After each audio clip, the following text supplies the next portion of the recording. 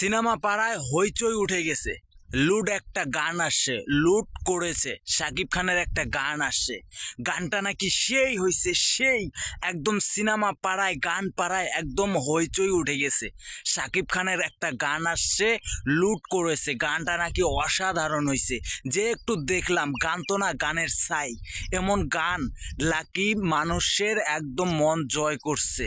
হায় রে মানুষের বিবেক, এই গানগুলা নাকি একদম অনেকটাই রোমান্টিক, অনেকটাই বলে ভালো হয়েছে। এটাও বিশ্বাস করতে হয় রে ভাই। এটা গান হইল ইন্ডিয়ার যেমন সালমান খান, শাহরুখ খান, আমির খান, এদের সিনেমা আসলে মনে হয় এরা তো অনেক আগ থেকে সিনেমা করে যে কতই না ভালো।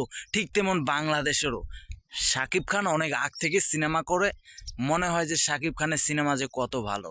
কয়েকটা গান একটু ভালো দেয়, ওই গানের আশায় তার সিনেমাটা মানুষ দেখতে যায়।